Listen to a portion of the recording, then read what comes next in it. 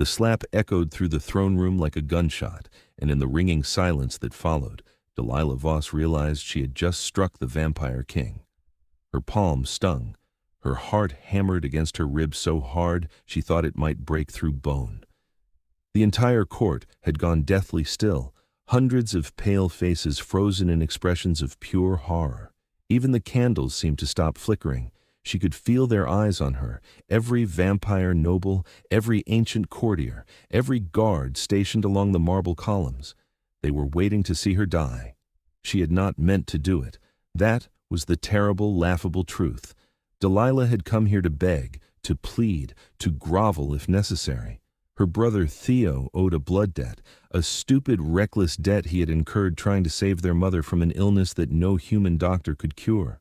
He had gone to the vampires in desperation, promising anything, and they had given him a vial of blood so potent it had brought their mother back from death's door. The price, of course, had been astronomical. 3 years of service to the court, or his own blood drained slowly over the course of a month, or payment in gold they could never hope to possess. Theo was 22 and foolish and brave, and Delilah loved him more than her own life. So she had come to the vampire court hidden beneath the city, descended the stone steps that led from an abandoned cathedral into the earth, walked through tunnels that smelled of incense and old stone until she reached the throne room carved from obsidian and lit by 1,000 candles. She had rehearsed her speech. She had prepared herself to be humble, to appeal to whatever mercy a creature who had lived for centuries might possess. She had worn her best dress, dark green and simple, and pulled her brown hair back from her face so they could see her honesty in her eyes. But when she had finally stood before him, this vampire king, whose name was whispered with fear in every corner of the city, when she had poured out her story and begged for leniency, for time, for anything, he had looked at her with eyes like winter frost and said, with a voice like silk over steel, words that were perfectly courteous and utterly, devastatingly cruel. Your brother made his bargain freely. The debt stands. We do not negotiate with humans who come crawling here with tears and promises they cannot keep. Take your grief elsewhere. It bores me. The court had tittered, actually tittered like this was high entertainment. The vampire nobles in their finery, men and women who looked like they had stepped out of oil paintings, beautiful and terrible and cold, had laughed at her desperation. And something in Delilah had simply snapped. Her hand had moved before her brain could catch up. The crack of flesh against flesh had been obscenely loud. Her fingers had connected with a face that felt like marble, and pain had shot up her arm from the impact. Now she stood there, breathing hard, her hand still raised slightly, staring at the vampire king as he slowly turned his face back to her. She had struck him hard enough that a faint red mark bloomed across his pale cheek. His white hair, long and tied back with a black ribbon, had shifted slightly from the force. She waited for death. Surely it would be swift. Surely they would tear her apart before she could even scream. But the vampire king was not moving. He sat perfectly still on his throne of black stone, one hand resting on the armrest, the other now lifting slowly to touch his cheek. His fingers brushed the mark she had left. His eyes, which had been cold as ice, suddenly burned with something else entirely. And then he smiled. It was not a cruel smile or a mocking one. It was genuine, warm even, and it transformed his face entirely. He looked suddenly younger, more human, though she knew he was neither. The smile reached his eyes, and they lit with something that looked almost like relief. Finally, he said, and his voice had lost that terrible silk over steel quality. It sounded real now, raw. Someone honest, the court erupted. Voices rose in outrage and shock. Guards moved forward, their hands on the hilts of silver swords. Nobles stood from their seats, gesturing wildly. Someone shouted that she should be executed immediately. Someone else demanded she be given to the court as entertainment. The noise built and built until it felt like the walls themselves were shaking. The vampire king raised one hand, and silence fell like a curtain dropping. "Leave us," he said. The court stared. "Your Majesty." A man stepped forward, tall and elegant, with white blonde hair and eyes like amber. His voice dripped with concern that felt false even to Delilah's human ears. "This woman has committed an unforgivable offense. Surely you do not mean—" "I said leave us, Lord Casimir." The king's voice had gone very quiet, very dangerous. All of you, now." They left. It took several minutes of rustling fabric and whispered protests, but they filed out through the massive doors at the far end of the throne room. The guards hesitated, clearly torn between duty and obedience, but eventually they too withdrew. The doors closed with a boom that echoed through the cavernous space. Delilah was alone with the Vampire King. Her legs felt like water. She wanted to run, but there was nowhere to go. The room was enormous, all soaring ceilings and dark stone, candles burning in iron sconces that cast dancing shadows across the floor. The throne sat on a raised dais at the far end, and between her and the doors lay a distance that might as well have been miles. The king rose from his throne. He was tall, she realized, probably over 6 feet, and he moved with a grace that no human could match. His clothing was formal, all black with silver embroidery that caught the light. He wore no crown, but he did not need one. Everything about him proclaimed what he was. He walked down the steps of the dais slowly, deliberately, his eyes never leaving her face. Delilah forced herself not to step back. She had already slapped him. She might as well face death standing straight. He stopped a few feet away, close enough that she could see the inhuman perfection of his features, the way his skin seemed to glow faintly in the candlelight. Close enough that she could smell something like winter frost and old books, a scent that was not unpleasant but was utterly foreign. "What is your name?" he asked. She swallowed. "Delilah Voss." "Delilah." He said it slowly, as though tasting it. "You came here for your brother." "Yes. And I dismissed you with cruelty." She said nothing. What could she say? They both knew it was true. "You could have wept," he continued, his eyes searching her face. "You could have fallen to your knees. You could have pleaded further or cursed me or fled in terror. Instead, you struck me." "Why?" The question caught her off guard. Why? Because she had been desperate and furious and terrified, because watching those cold, beautiful monsters laugh at her pain had ignited something primal in her chest, because sometimes the body acts when the mind is too overwhelmed to think. "I don't know," she said finally. "I did not plan it." "No." He tilted his head slightly, studying her. "You did not." It was honest. Pure reaction. "Do you know how long it has been since someone in this court reacted honestly to me?" Delilah shook her head. "Centuries," he said softly. "Literal centuries.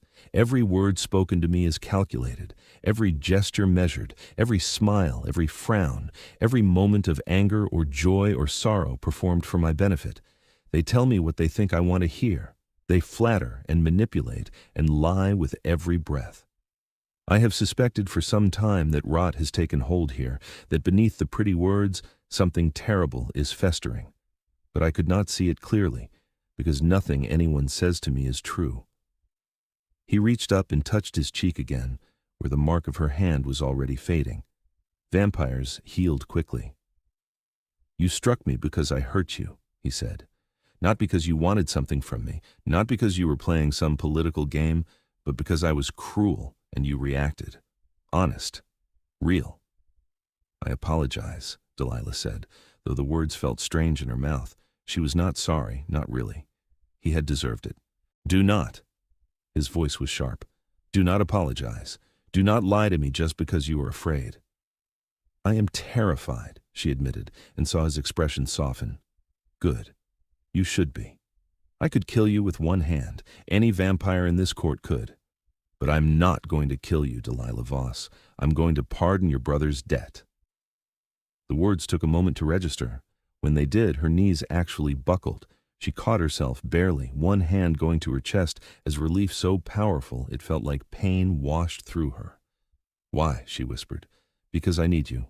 She looked up at him sharply. "I need someone who will tell me the truth," he explained, and there was something almost vulnerable in his voice now.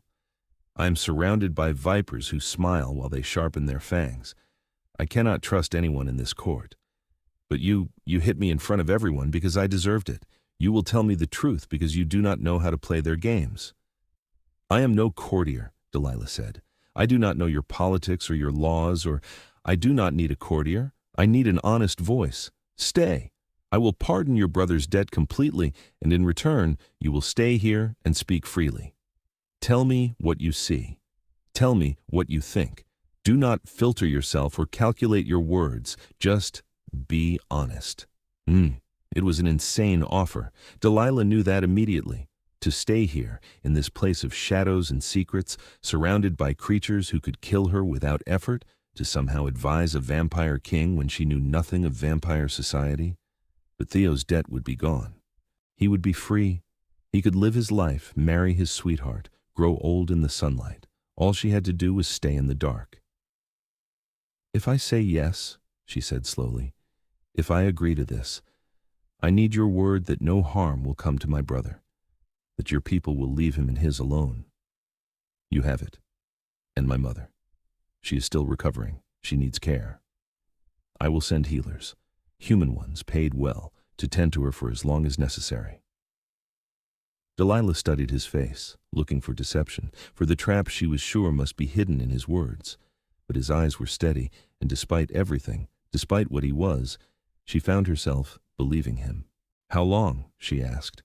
"How long must I stay?" "Until I say otherwise." "That could be forever. You are immortal."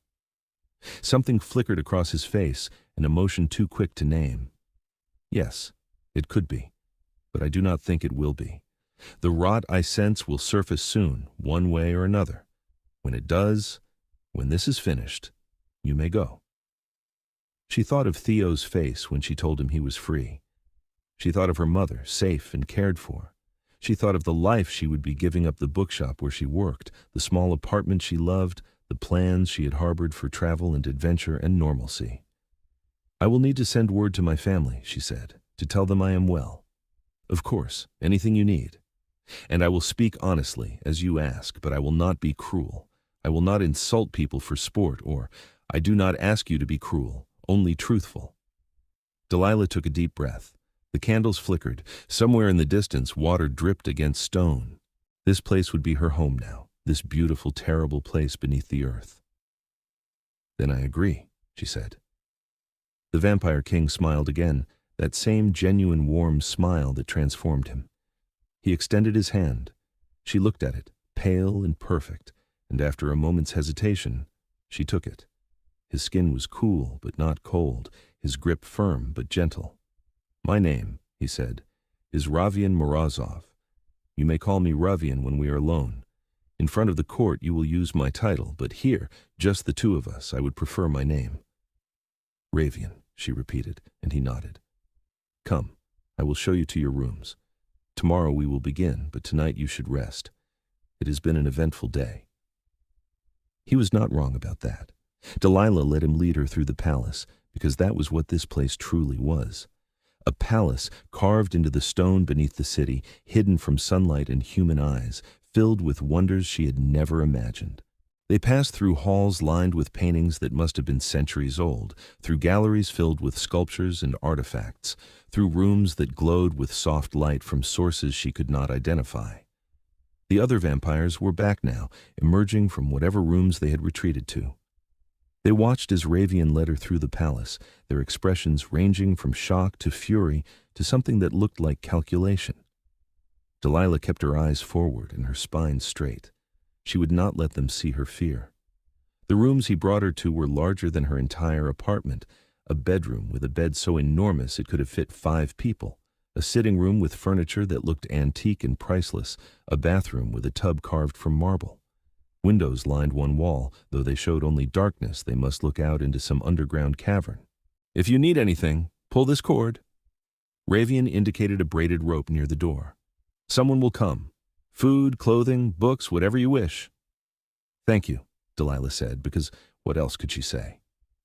He paused at the door, his hand on the frame. For a moment he looked like he wanted to say something else, but then he simply nodded and left, closing the door behind him with a soft click. Delilah stood in the center of the opulent room and waited for the panic to set in, but it did not come. Instead, she felt only a strange calm, a sense that she had somehow stepped onto a path that had been waiting for her all along. She did not believe in fate, not really, but standing there in the heart of the vampire court, she wondered if perhaps some things were inevitable. She slept poorly that first night, waking at every sound. But when morning came, or what she assumed was morning, for there was no sunlight here, a gentle knock at her door announced the arrival of breakfast. A young vampire woman with silver hair and nervous hands brought in a tray of food, all of it human food, prepared beautifully. She did not meet Delilah's eyes and fled as soon as the tray was set down. Delilah ate mechanically, her mind already racing ahead to what this day might bring. She dressed in clothing that had appeared in the wardrobe overnight, simple but well made, and had just finished braiding her hair when another knock came. This time it was Ravian himself. He looked different in the light of day, or whatever approximation of day existed here. Still pale, still inhumanly beautiful, but there was a weariness around his eyes that she had not noticed before. "Walk with me," he said, and it was not a command but a request. They walked through the palace, and he showed her more of his world, the great library filled with books in languages both living and dead, the training halls where young vampires learned to fight with weapons that gleamed silver in the torchlight, the gardens that grew in vast underground caverns, lit by some magical means that mimicked sunlight enough for plants to thrive. It was beautiful and strange, and Delilah found herself fascinated despite her unease. As they walked, Ravian began to speak. He told her about the court, about the noble families who had served the throne for millennia, about the delicate web of alliances and rivalries that kept the peace. He pointed out certain vampires as they passed and named them, though he did not elaborate on who they were. Delilah tried to remember the names, but there were so many. "You said you suspected rot in the court," she said as they paused in a gallery overlooking one of the gardens. "What did you mean?" Ravian was quiet for a long moment. Below them, vampires moved through the garden paths, walking in pairs or small groups, their white hair gleaming. "Small things at first," he said finally. "Decisions I made being undermined quietly. Resources disappearing from the treasury with explanations that did not quite make sense. Whispers that stopped when I entered a room. I have ruled for 3 centuries, Delilah. I know when something is wrong. But I cannot act without proof, and I cannot find proof when everyone around me lies as easily as breathing. You think someone is plotting against you. I think several someones are plotting against me. I think they smile to my face and sharpen their knives behind my back. I think they have been doing so for years, growing bolder as I have failed to see through their deceptions." He turned to face her, and his eyes were troubled. "I am a good king. I have kept the peace between vampire and human, maintained the old laws, protected our people from discovery. But I have been blind to this, and blindness in a ruler is unforgivable." Delilah considered this. "What do you want me to do?" "Watch. Listen. Tell me what you see without the filter of vampire politics. You are human. They will dismiss you, underestimate you, say things around you they would never say around another vampire. And when you see something, anything that seems wrong, tell me." It made a certain sense, though it also sounded incredibly dangerous. "And if they realize what I am doing, then I will protect you." His voice was firm, absolute. "No one will harm you while you are under my protection, I swear it." The weight of that promise settled over her like a cloak. Delilah nodded slowly. "Then I will watch, and I will tell you the truth, as you asked." The days that followed fell into a rhythm. Delilah attended court functions at Ravian's side, always silent, always observing. At first, the vampires treated her with open disdain, sneering at the human who had somehow won the king's favor. But as time passed and she remained, they began to ignore her, which was exactly what she needed. She watched the way Lord Casimir, who had been the first to protest her presence, always seemed to be at the center of every conversation. She noticed how Lady Seraphine, beautiful and cold as winter itself, collected secrets like other people collected jewels, her amber eyes always calculating. She saw how Lord Dorian, who smiled more than any vampire she had met, never quite let that smile reach his eyes. In the evenings, she walked with Ravian through the quieter parts of the palace, and she told him what she had seen. He listened to everything, asked questions, filed away each observation. And slowly, carefully, they began to build a picture of the conspiracy growing in his court. But something else was growing too, something neither of them acknowledged aloud. Delilah found herself watching for Ravian in crowds, her heart lifting when she spotted his white hair. She noticed the way he looked at her sometimes, with an expression that was almost tender. When they walked together, they drew closer, until sometimes their hands brushed and neither pulled away.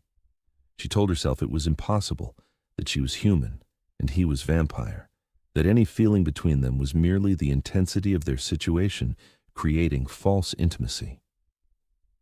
But her heart did not listen to logic. 2 months after she had slapped the vampire king and changed her life forever, Delilah was sitting in one of the smaller receiving rooms, pretending to read while actually listening to a conversation happening just outside the door. 3 vampire nobles were discussing something in low voices, and though she could not make out every word, she heard enough to make her blood run cold. The human girl, growing too bold, giving him ideas, must be dealt with before.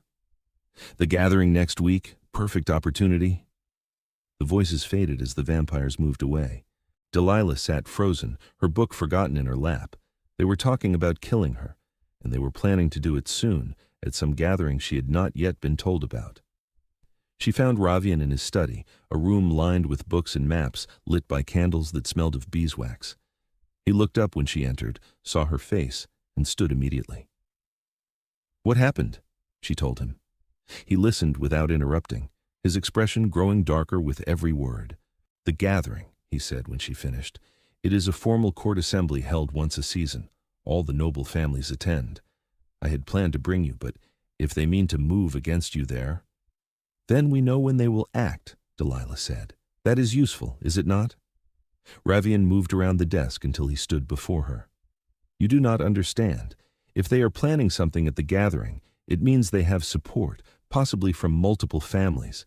It means the conspiracy is larger than I feared, and it means you are in immediate danger. So what do? I send you away. Back to the surface, back to your family where you will be safe." "No," the word came out sharper than she intended. "No, I agreed to help you. I am not leaving now." "Delilah, if I leave, they win.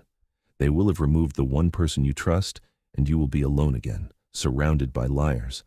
I will not let that happen." Ravian stared at her, and something in his expression cracked. He reached up and touched her face, his fingers cool against her cheek, his touch unbearably gentle. "You are the bravest person I have ever known," he said quietly. "Human or vampire, in all my centuries, I've never met anyone like you, but I cannot let them hurt you. I cannot." Her breath caught. His hand was still on her face, his thumb brushing her cheekbone. They were standing so close she could see silver flecks in his winter frost eyes. "Then we will make sure they cannot," she said. "We will be smarter than them. We will prepare." "How?" she thought quickly, her mind racing through possibilities. "They expect me to be helpless. Use that. Let me go to the gathering, but have guards nearby, hidden. When they move against me, you will have proof of their treachery. You can act openly then. You want to use yourself as bait. I want to end this for you, for both of us." Ravian's hand slipped from her face, but he caught her hand instead, holding it between both of his. "If anything happens to you—" "It will not. You will protect me. You promised." He looked at their joined hands, and when he spoke again, his voice was barely above a whisper. "I have lived for 3 centuries. I have seen empires rise and fall. I have loved and lost and learned to armor my heart against feeling too much. And then you walked into my court and slapped me, and everything I thought I knew became uncertain." Delilah's heart was pounding so hard she was sure he could hear it. "Ravian, I am falling in love with you," he said, lifting his eyes to hers. "I know it is impossible. I know all the reasons it cannot be. But I am telling you the truth, as you have always told me. I am falling in love with you, Delilah Voss, and the thought of losing you is unbearable." She should have been shocked. She should have pulled away, reminded him of the impossibility he had just named. Instead, she stepped closer, closing the last distance between them. "It is not impossible," she said. "It is terrifying and complicated and perhaps foolish, but it is not impossible. Because I am falling in love with you, too." He kissed her then, and it was nothing like she had imagined kissing a vampire would be.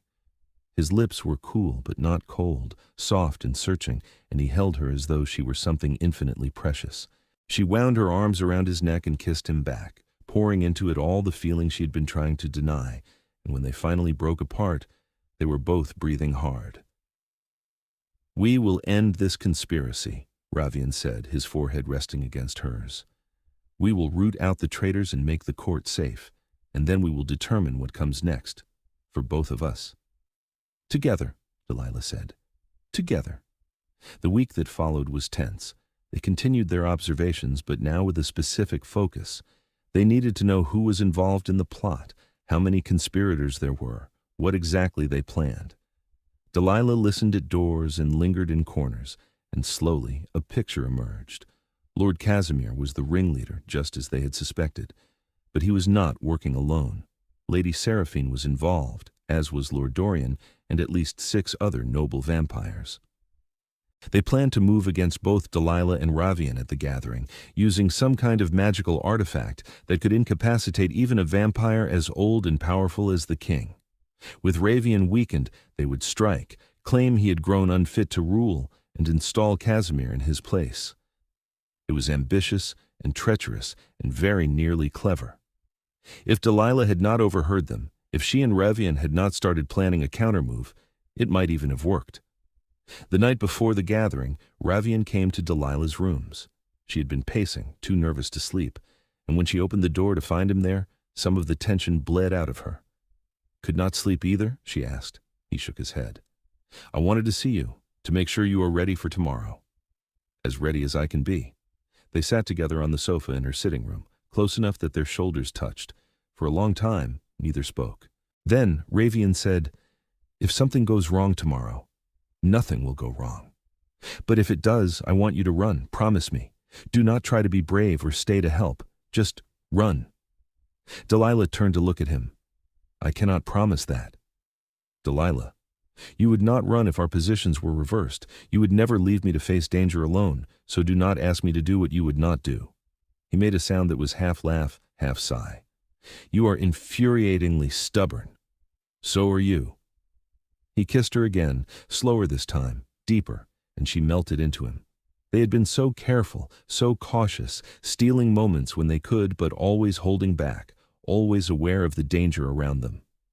But tonight, with the confrontation looming, caution felt less important than connection. When they finally pulled apart, Ravian rested his hand against her neck, his thumb tracing the line of her jaw. "When this is over," he said, "I'm going to court you properly, with all the ceremony and tradition and romance that you deserve. I'm going to give you a choice, free and clear, about whether you wish to be with me, and whatever you choose, I will accept." "I choose you," Delilah said. "I have already chosen, but I will let you court me anyway, because it sounds lovely." His smile was bright enough to light the room. The gathering began at sunset, or what would have been sunset in the world above. The throne room was filled with vampires in their finest clothing, all silk and velvet and jewels that caught the candlelight. Delilah wore a gown that Ravian had given her, deep blue and elegant, and she kept her chin high as she entered at his side. The whispers started immediately. The human girl, walking with the king as though she belonged there, the audacity, the scandal. Delilah ignored them all and focused on the task ahead. The gathering followed formal protocols. Various nobles approached the throne to present news from their territories, to offer tribute, to request judgments on disputes. Delilah stood slightly behind Ravian, watching everything. She had guards positioned throughout the room, vampires loyal to Ravian who had been briefed on the situation. They looked casual, unobtrusive, but she knew they were ready to move at a moment's notice. Lord Casimir approached the throne, with Lady Seraphine at his side. They bowed with perfect courtesy, their faces smooth and pleasant. "Your Majesty," Casimir said, "we come bearing a gift, a token of our loyalty and respect." He held out a small wooden box, intricately carved. Ravian took it, opened it, and inside was an amulet on a silver chain. It looked old, the metal tarnished, the stone in its center a deep red. An artifact from the old country," Seraphine said sweetly. "We thought you might appreciate its historical significance." Delilah felt the hair on the back of her neck rise. This was it. This was the artifact they had heard about, the one meant to incapacitate Ravian. But they were presenting it openly, as a gift. How were they planning to activate it? Ravian held the amulet up, examining it. Interesting craftsmanship. Thank you for the gift. He set it aside on the small table next to his throne. Casimir's expression flickered for just a moment, frustration quickly masked. They had expected him to put it on, Delilah realized. The amulet probably needed contact with skin to work. The gathering continued. More nobles approached, more business was conducted. Delilah's nerves stretched tighter and tighter. When would they make their move? How? It was Lord Dorian who provided the answer. He stepped forward during a lull in the proceedings and called out, his voice carrying through the throne room. Your Majesty, if I may, there is a matter that troubles many of us here tonight. Ravian's expression did not change. Speak. It is the matter of the human girl. Dorian gestured toward Delilah. We have tolerated her presence here for months now, but she remains an outsider, untested and untrusted. Some of us feel that if she is to remain at your side, she should prove her loyalty. Prove it how? Ravian's voice was dangerously quiet. A test, a simple one. Let her wear the amulet you were just gifted. It is a test of worthiness, an old tradition. If she is pure of heart and loyal, the amulet will glow. If not, well, Dorian smiled. Then we will know she is not to be trusted. It was clever. Force the test onto Delilah instead of Ravian, and the result would be the same. With her incapacitated, Ravian would be vulnerable, distracted, easy to overwhelm. And they would have framed it as though she had failed some ancient test of loyalty, justifying whatever came next. The court murmured, and Delilah heard agreement in the sound. They wanted this. They wanted her to fail. Ravian stood, and silence fell instantly. You would test someone under my protection. You would question my judgment in keeping her here. We question only whether she is worthy of such protection, Casimir said smoothly. Surely if she is as honest and true as you claim, she has nothing to fear from a simple test. It was a trap, and everyone in the room knew it. If Ravian refused, he would look weak, afraid that Delilah could not pass their test. If he agreed, they would trigger whatever magic the amulet held and move against them both. Delilah made her decision in a heartbeat. She stepped forward around Ravian and faced the assembled court. I will take your test, she said clearly. Give me the amulet. Delilah, no, Ravian began, but she cut him off with a look. I am honest, she said. I am loyal, and I am not afraid of their tricks. She held out her hand. Lord Dorian's smile widened. He picked up the amulet from the table and walked toward her, moving with theatrical slowness. The court watched in breathless silence. He placed the amulet in her palm. For a moment, nothing happened. The metal was cool against her skin, the stone dull and lifeless. Delilah closed her fingers around it and waited. Then pain exploded through her body. It felt like lightning, like being burned and frozen simultaneously, like every nerve she possessed was screaming. She gasped, her knees buckling, and distantly she heard Ravian shout her name. The amulet blazed red in her hand, and she could not let go. Her fingers were locked around it, muscles seizing. Through the pain, she saw Casimir move. He pulled something from his robes, a blade that gleamed silver, and he lunged toward Ravian. But Ravian was already moving. He had been ready for this, waiting for the moment they revealed themselves. He caught Casimir's wrist, twisted, and the blade clattered to the floor. At the same moment, the guards Delilah and Ravian had positioned sprang into action. It was chaos. Lord Dorian moved toward Delilah, but one of the guards intercepted him, and they went down in a tangle of limbs. Lady Seraphine tried to flee, only to find her path blocked. All around the throne room, the conspirators were being subdued, their plot unraveling. Ravian appeared in front of Delilah. He grabbed her hand, the one holding the cursed amulet, and his face was stark with fear. Let go. Let go. I cannot, she managed through gritted teeth. He did not hesitate. He wrapped his hand around hers and the amulet both, and she felt his power surge, cold and vast and ancient. The amulet shrieked, a sound like tearing metal, and then it shattered. Pieces of stone and metal fell from her hand, and the pain cut off so abruptly she collapsed. Ravian caught her, lowering them both to the floor. He held her against his chest, his arms locked around her, and she could feel him shaking. Foolish, brave, impossible woman, he whispered against her hair. You could have died. But I did not. Her voice came out hoarse. Everything hurt, but she was alive. And now you have your proof. He did. The conspirators had revealed themselves spectacularly, attacking openly when they thought they had the advantage.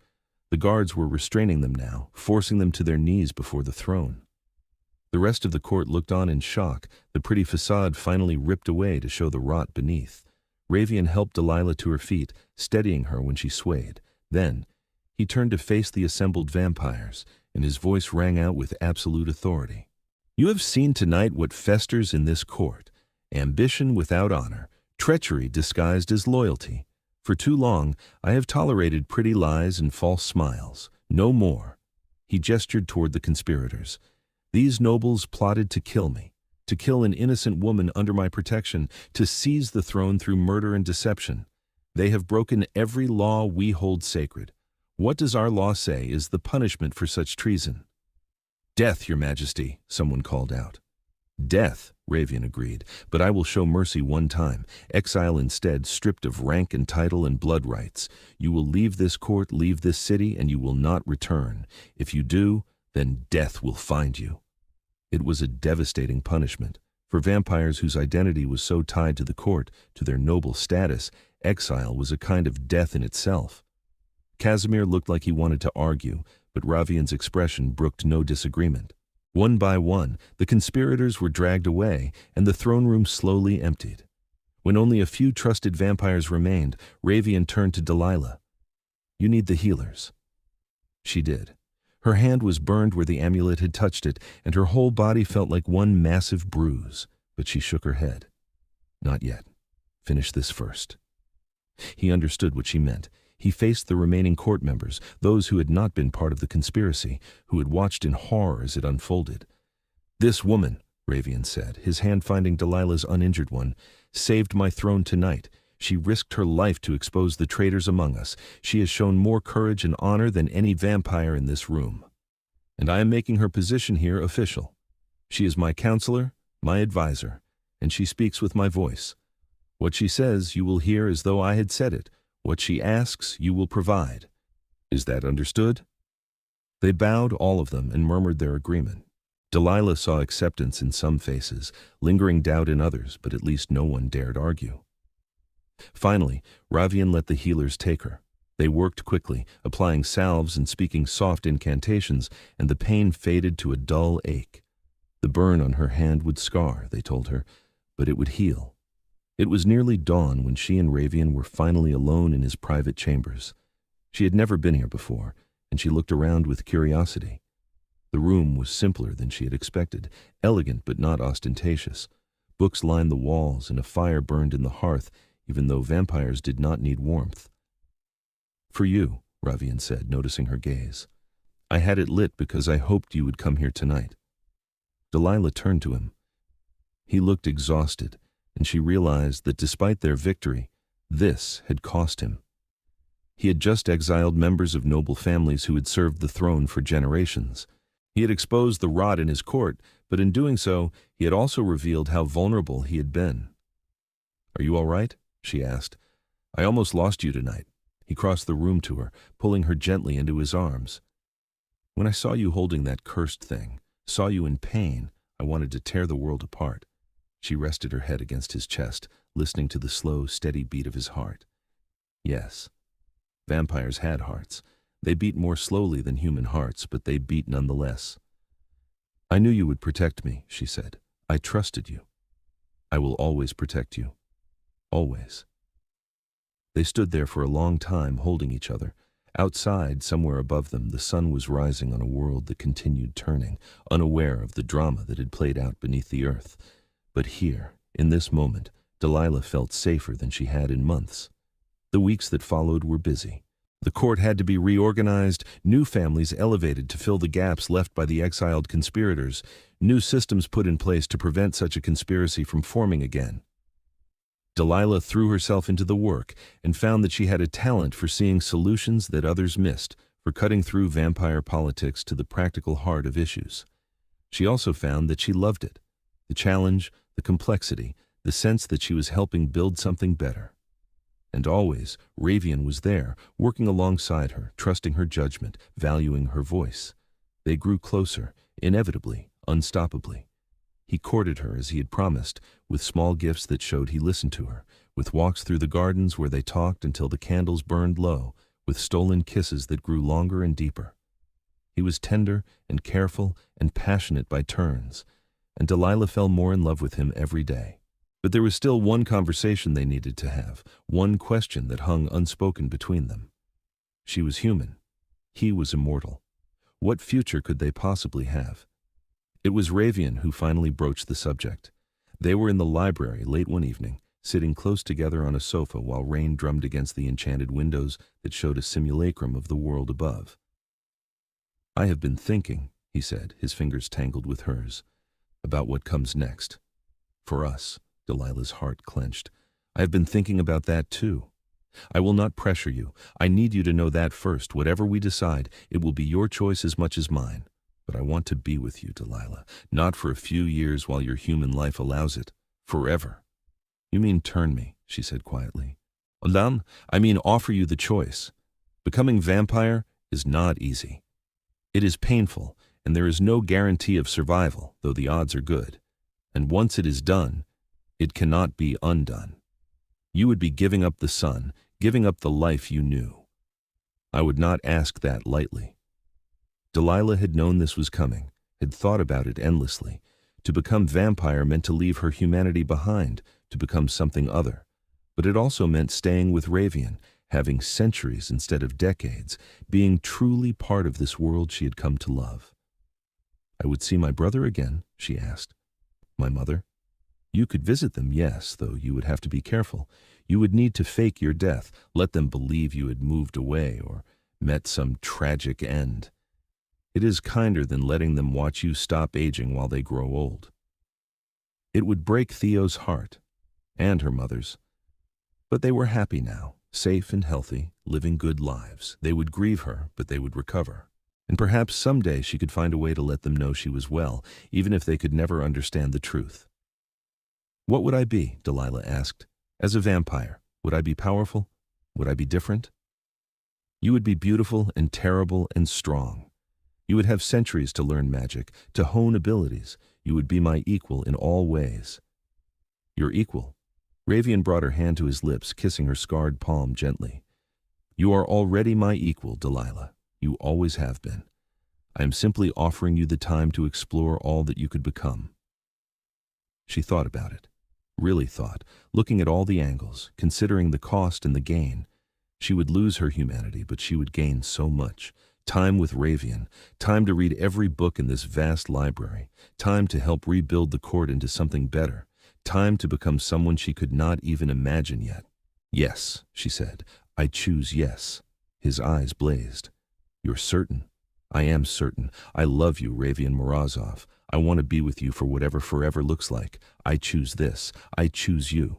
He kissed her then, deep and claiming, and she kissed him back with equal fervor. When they broke apart, they were both smiling. The turning happened 3 nights later, after she had said her goodbyes in her own way.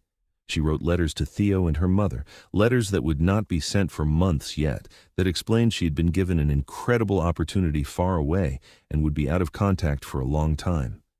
It was kinder than the truth, and they would accept it because they wanted her to be happy. Ravian prepared the ritual himself. They were in his chambers, candles burning low, and Delilah was surprised to find she was not afraid. Nervous, yes, but not afraid. It will hurt," Ravian warned her one last time, "and I will not be able to stop it once it begins. You must endure it, must let the transformation complete. Can you do that?" "I can do anything," Delilah said, "if you are with me."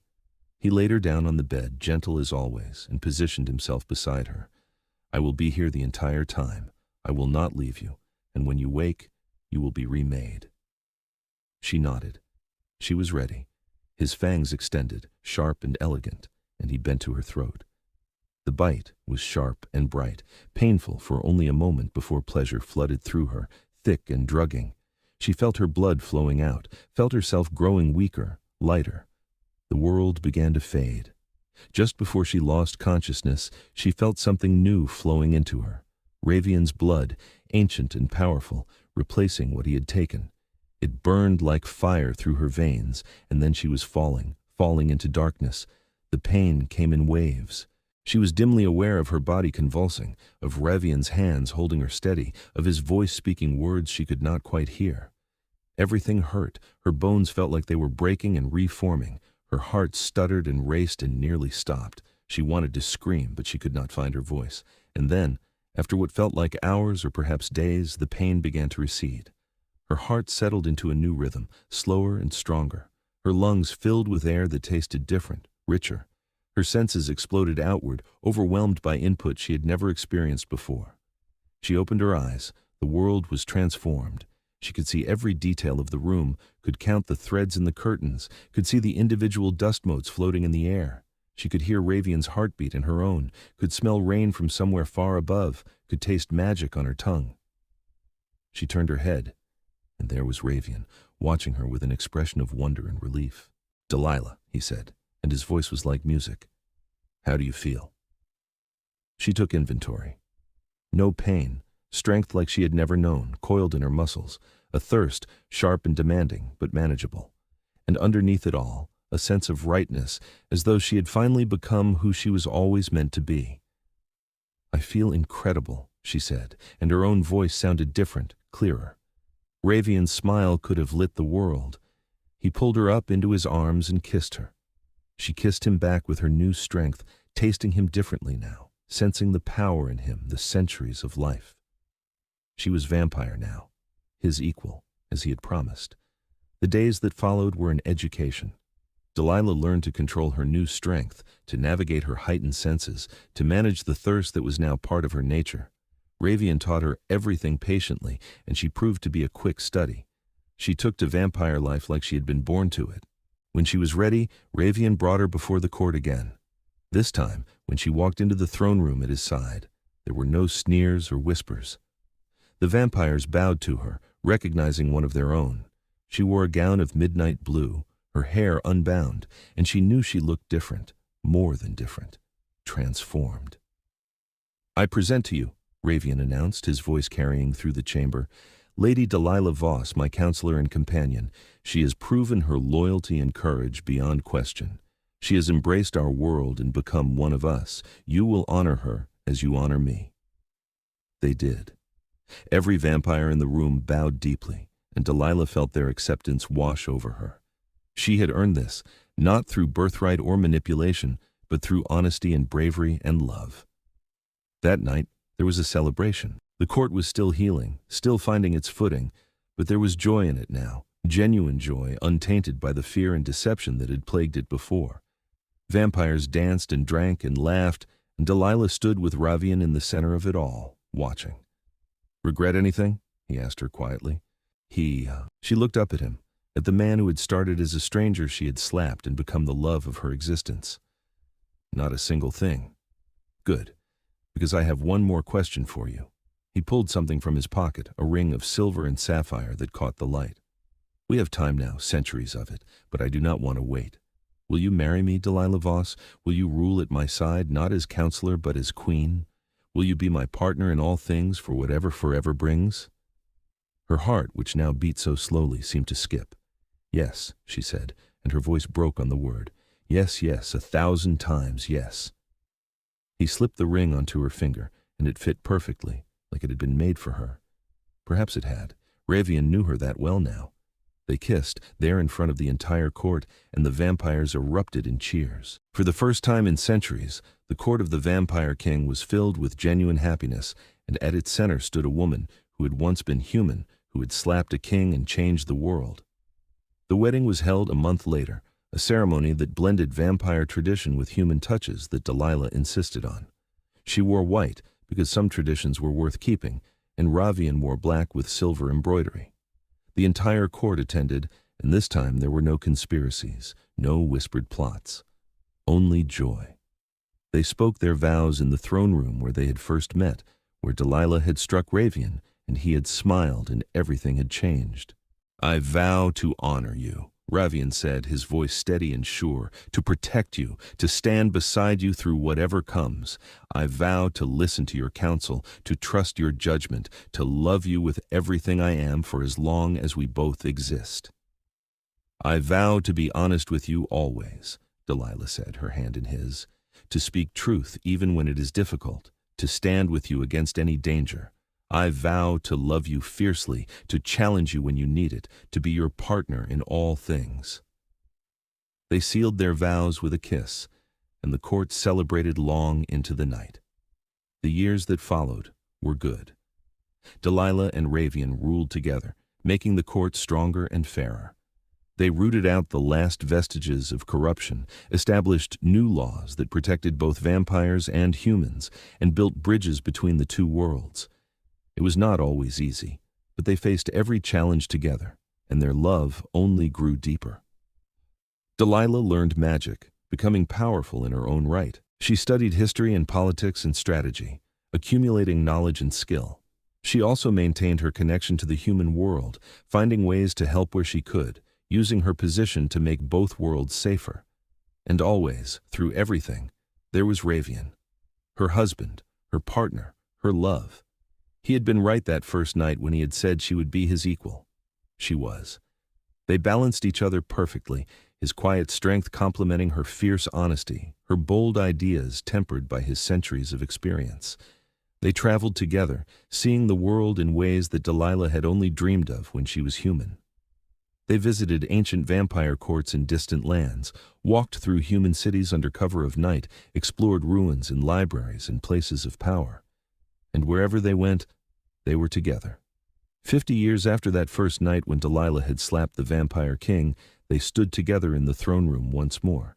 The court had changed, new faces mixing with old, but the atmosphere was completely different from that long-ago night. There was trust now, and respect, and genuine loyalty. "Do you ever think about that first night?" Delilah asked, leaning against Ravian's shoulder. "About how angry I was, how desperate?" "Every day," Ravian said. "It was the night my life truly began. Everything before that was merely existing. You gave me purpose again. You gave me truth." "I gave you a slap," Delilah said, and he laughed. "The best thing that ever happened to me." She smiled, looking out at the court, at the world they had built together. Her hand, the one that had struck a king so long ago, rested in his, their fingers intertwined. The scar from the cursed amulet was still there, a faint mark on her palm, a reminder of the night they had fought for this life. "I love you," she said simply. "I love you," Ravian replied. "For all the centuries to come, I will love you." And he did. They both did. In the darkness beneath the city, in a court that had been cleansed of lies, a human woman who had become vampire and a king who had been saved by her honesty built a life together. They ruled with wisdom and justice, they loved with their whole hearts, and they proved that sometimes the most unexpected connections become the strongest bonds. Delilah never regretted her choice. She missed the sun sometimes, missed the simplicity of her human life, but those small losses were nothing compared to what she had gained. She had love, true and deep and lasting. She had purpose. She had centuries ahead of her to explore all that she could become. And she had Ravian, now and always. In the end, the story of the woman who had slapped the vampire king became legend in the court. They told it to young vampires as a lesson in honesty, in courage, in the power of speaking truth. They told it as a love story, proof that the most unlikely pairs could find their way to each other. But for Delilah and Ravian, it was simply their beginning. The first chapter of forever, written in a moment of fury and frustration that had become something beautiful. They had started as human and vampire, as supplicant and king, as two people who should never have connected. They became partners, equals, lovers, and friends. They became each other's truth in a world that had forgotten the value of honesty. And they became proof that sometimes the best relationships begin with a slap and a smile, and the words, finally, someone honest. Their future stretched ahead of them, long and bright and filled with possibility. They would face challenges, certainly.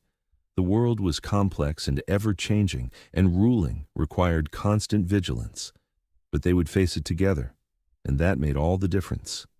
On quiet nights, when the court was asleep and they had the palace to themselves, they would walk through the gardens hand in hand, talking about everything and nothing. They would plan and dream and simply exist together, two souls who had found each other against all odds. And sometimes, when Ravian said something particularly pompous or kingly, Delilah would threaten to slap him again, and he would laugh and pull her close and kiss her until they both forgot what they had been arguing about. It was a good life.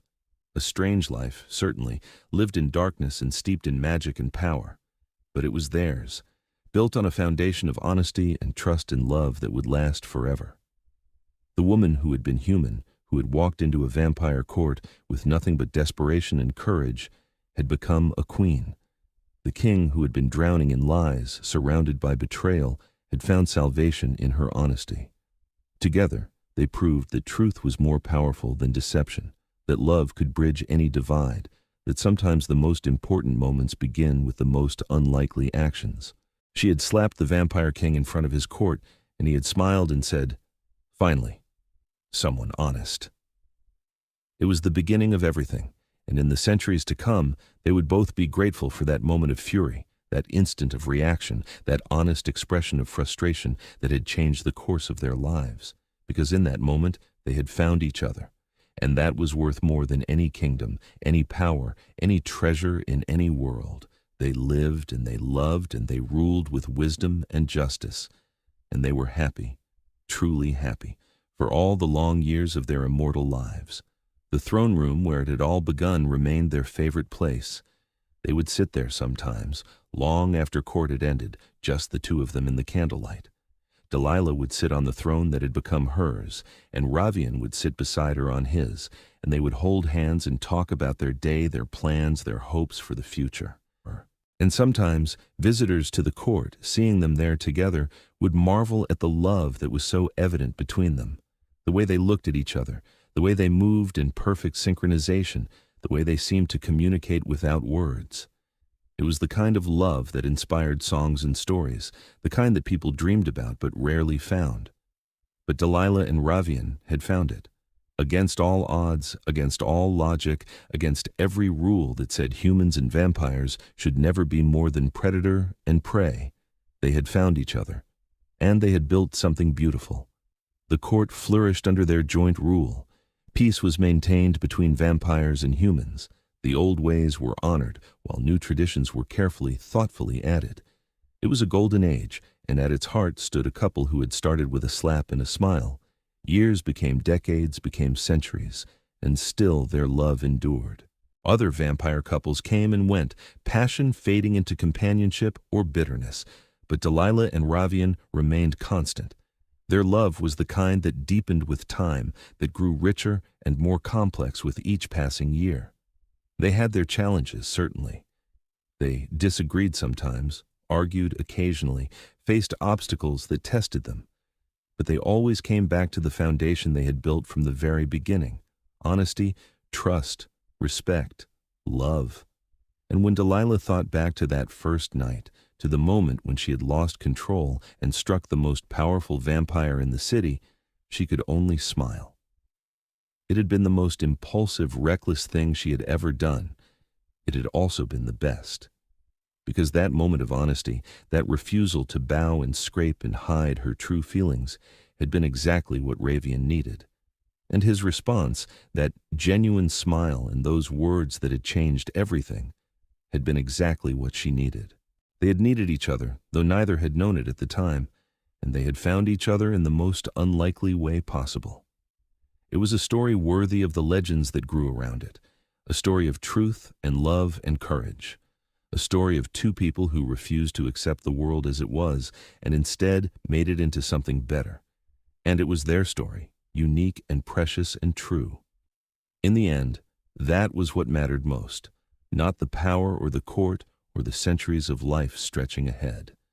What mattered was that they had each other, that they had built a life together based on honesty and love, that every night when they lay down to rest and every evening when they woke, they did so together. Delilah Voss, who had been human and become vampire, who had slapped a king and become a queen, who had chosen love over fear and truth over deception, was exactly where she belonged.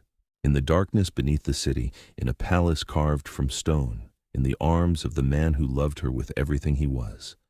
And Ravian Morozov, vampire king who had ruled for centuries alone, who had been drowning in lies until one honest woman saved him, who had found in Delilah everything he had been missing, was exactly where he belonged. In their shared kingdom, in their shared life, with the woman who had shown him that honesty was more precious than any treasure. They were home. They were together. They were happy. And they would be, for all the forevers yet to come. The slap that had echoed through the throne room that first night had faded long ago, but its impact remained.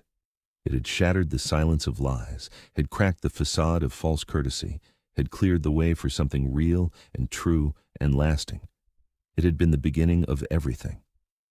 And as Delilah and Ravian faced their future together, hand in hand and heart to heart, they knew that whatever came next, they would face it the same way they had faced everything since that first incredible night. Together, honest, in love, and that was the greatest magic of all.